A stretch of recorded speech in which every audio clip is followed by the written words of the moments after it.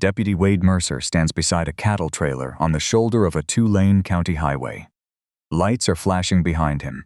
Calvin Brooks stands near his truck, hands visible calm.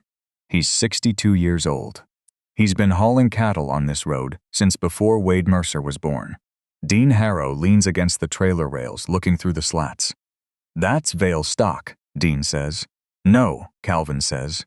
"It isn't." "We've got a theft report matching the herd," Wade says. Calvin nods toward the folder in the deputy's hand. "You're holding my registration right now. We'll sort that out after the animals are secured." Calvin looks toward the second deputy standing by the patrol car. "Check the left hip," he says.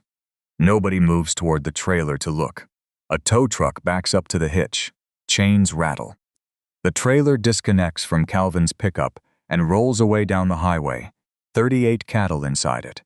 And Calvin stands on a road he's driven 1,000 times, watching his herd disappear toward the county livestock yard. 3 hours later, at that same yard, an old woman in a canvas coat stands at an inspection chute. Her name is Ruth McKenna. She's worked cattle auctions in this county for over 40 years. A cow moves through the chute in front of her. She leans in. Stops. "That's Brooks," she says. A yard worker glances at his clipboard. "Report," says Vail. Then the report's wrong. She pulls an old leather-bound ledger off the shelf, licks her thumb, and turns pages until her finger stops on a line. Calvin Brooks, Overbur, Barrett-Dord. 3 hours earlier than that, before any of it, the sun hadn't even come up yet. Pre-dawn on Calvin's ranch.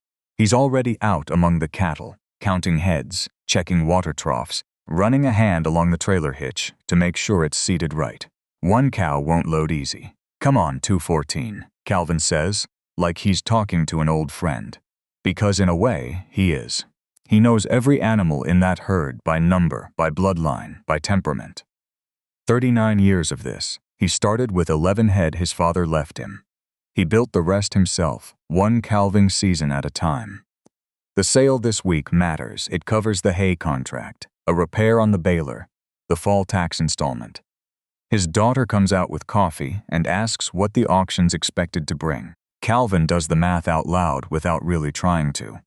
Before he pulls out, he sets a folder on the passenger seat. Consignment sheet, health certificate, brand registration, transport paperwork. He's not expecting trouble. It's just what he does every time. The same way he checks the trailer lights every time. He takes a few photos of the load on his phone, more habit than caution. Then he pulls onto the county road with 38 cattle behind him, and the sun just starting to come up over the tree line. Deputy Wade Mercer pulls him over less than 20 minutes later. He says there's a report of missing cattle matching this description, and he needs to check it out. Calvin doesn't argue. He hands over the folder. Deputy Sarah Lynn, standing on the passenger side, looks through the papers. "He's got a current registration," she says. "Name's Calvin Brooks. Brand's B. Overbar. Doesn't prove those are the same animals in the trailer," Wade says. "Then check them," Calvin says. It's the simplest sentence in the world. Nobody acts on it. Wade already thinks he knows what he's looking at. Everything after this gets filtered through that same assumption. "How long's the drive from your place?" he asks. 40 minutes, Calvin says. "Same drive I make every auction week. Ask the yard. They'll tell you when I check in." Wade doesn't write that down. 15 minutes later, Thomas Vail pulls up. He's 67, owns several thousand acres 2 counties over, and somebody called him the second the report went out. He walks along the trailer, looking through the rails.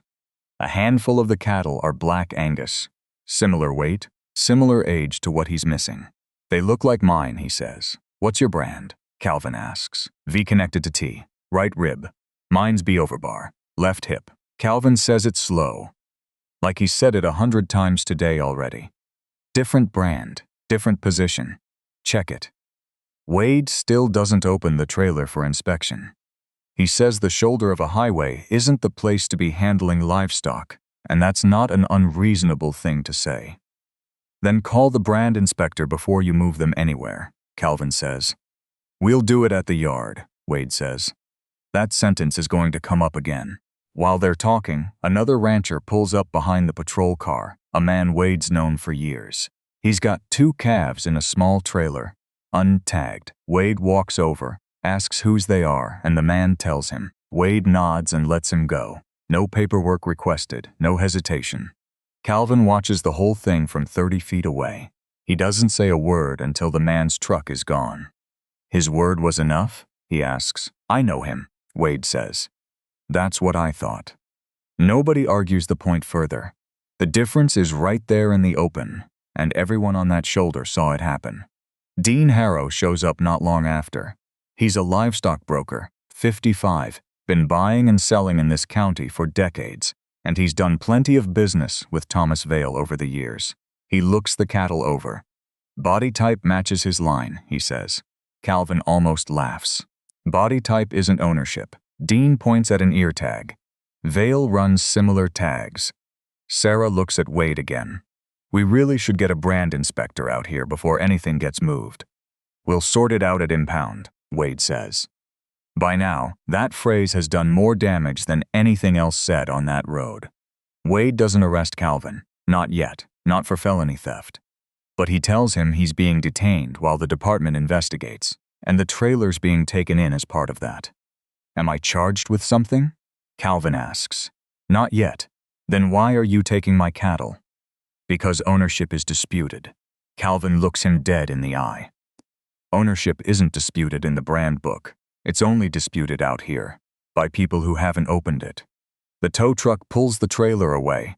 That hits harder than handcuffs would have. No cruiser, no ride downtown. Just his life's work rolling down the highway behind a stranger's truck while he stands there and watches it go. Sarah stays a moment longer than Wade does. She doesn't say anything to Calvin. But she doesn't quite meet his eyes either. You've got my number, Calvin tells her. Somebody's going to need it before the day's out. He drives home alone, the trailer hitch empty behind him. He calls the auction the second he can.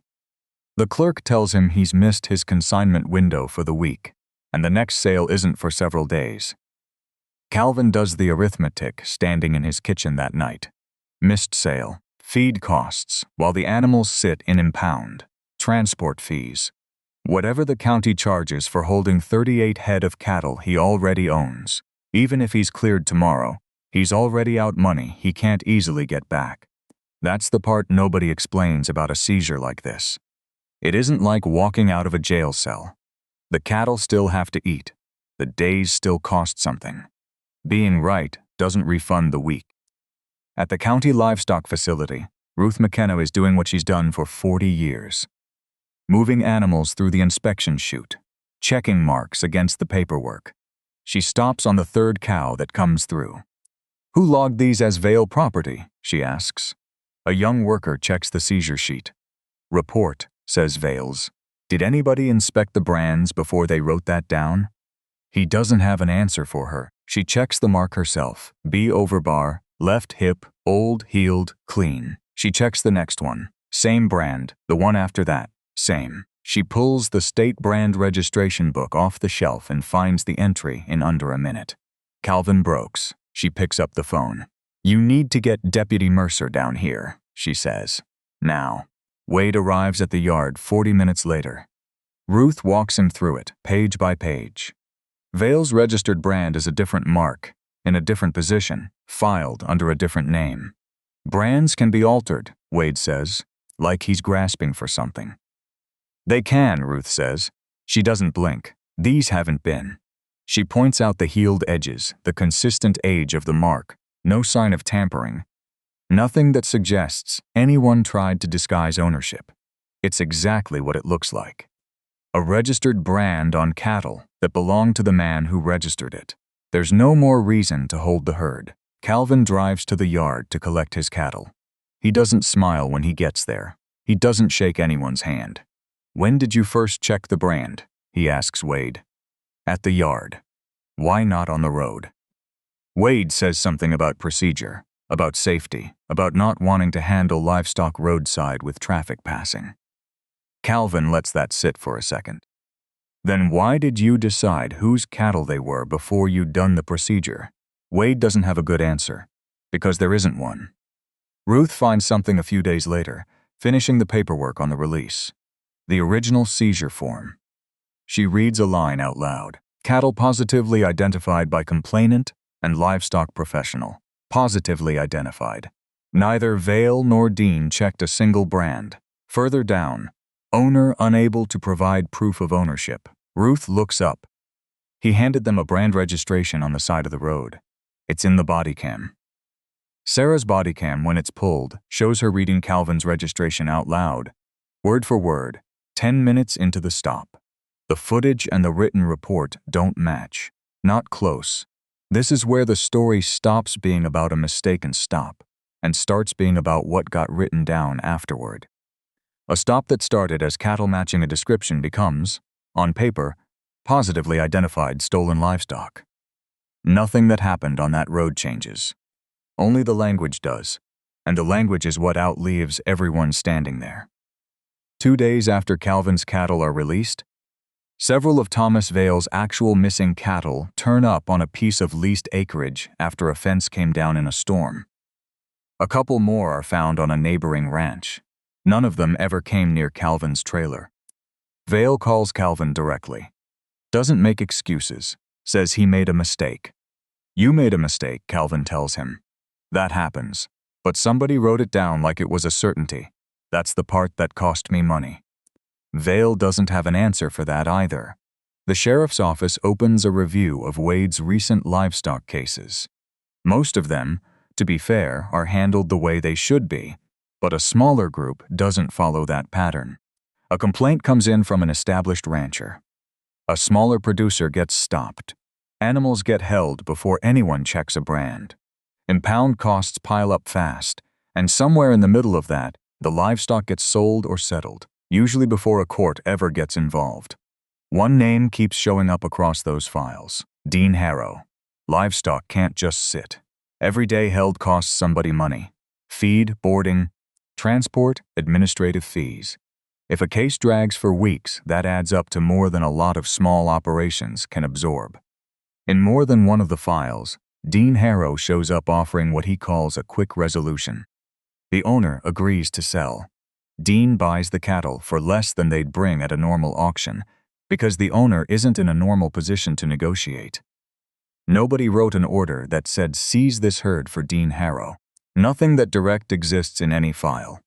What exists instead is a system that keeps producing the same pressure over and over, and one broker who's gotten very good at knowing exactly when to show up. While investigators work through the older files, one name stops Calvin cold. Evelyn Carter, 26 head. Status: ownership dispute resolved through voluntary sale agreement. Voluntary? Calvin asks. That's what the file says, the investigator tells him. 3 years earlier, not long after her husband died, Evelyn Carter was running their small ranch alone. A neighboring operation reported missing cattle. Deputies seized 26 head from her land, cattle she'd raised from calves, carrying her family's brand going back 2 generations. Her paperwork wasn't as clean as Calvin's. Some registrations were still in her late husband's name. Older tags. A few records that hadn't been updated. Enough gaps that nobody had to work very hard to call it a dispute. But she had veterinary records. She had family branding history going back to her husband's father. It should have been enough to settle the question quickly. Instead, the cattle were held while the dispute got sorted out, and every day they sat in impound, the costs kept climbing. She hired a lawyer. That cost climbed too. She couldn't sell a single animal while the ownership question stayed open, which meant no income from the herd. While the bills for holding that same herd kept coming due. Eventually a man reached out through an intermediary. Said he could buy the cattle outright and clear the outstanding storage costs in the same transaction. Clean and simple. Evelyn signed. Not because she'd stopped believing the cattle were hers. Because she couldn't afford another month of proving it. The file calls it an ownership dispute resolved voluntarily. Evelyn calls it something else. I ran out of money, she says, when Calvin finally sits down across from her. Nobody proved anything. I just ran out of road. No charge against her ever held up. No court ever found she'd stolen those cattle, and she lost them anyway. Her ranch shrank after that. She leased out most of the pasture she couldn't use anymore. Ruth helps investigators dig up the old brand photographs from Evelyn's seizure. Several of the cattle taken from her land carry marks tied directly to the Carter family registration, visible right there in the photos. Nobody ever explained in any file why those marks were disregarded. And when investigators pull Dean Harrow's purchase records from that period, his name is right there. He bought part of Evelyn's herd during the settlement and resold those same cattle a few months later for a noticeably higher price. Now the pattern is harder to dismiss. A closer look at Dean's communications with Wade turns up nothing that reads like an outright conspiracy. No message that says, "Fix this for me." What it shows instead is a broker who stayed remarkably close to the department's livestock theft complaints. Vale thinks he spotted some. Might want to stop that trailer before auction. If they can't hold the cattle, I can make an offer. Nothing illegal on its face. But Dean isn't neutral. He has money riding on cattle staying in dispute long enough to get cheap. And Wade again and again treated him like a disinterested expert instead of what he actually was. The department's review lands on Wade with a list long enough to matter. He relied on informal identification instead of documented proof. He didn't seek prompt brand verification when it was offered to him more than once. He wrote more certainty into his reports than the evidence supported. He treated a man with a financial stake in the outcome as a neutral authority. Nobody has to prove some grand scheme for this to be serious. Bias, sloppy procedure, and a broker circling the same complaints, feeding off each other, is more than enough on its own. Calvin drives out to see Evelyn a few weeks after his own case closes. "They gave mine back," he tells her. "Good," she says, and she means it. "They should have given yours back too." Evelyn looks out toward the pasture she leases out now. "By the time anybody could have proved it," she says. "I couldn't afford to wait." That's the sentence that stays with Calvin longer than anything said on the highway. His herd came back fast because his proof was fast to find. A registration in a folder, a brand under a chute light. Evelyn's proof existed too. It just took longer to find, and longer was something she couldn't afford to give it. Wade Mercer's internal review substantiates the findings against him. Failure to verify ownership before seizure. Inaccurate reporting. Reliance on a conflicted third party as if he were neutral. He's suspended, then removed permanently from livestock theft investigations.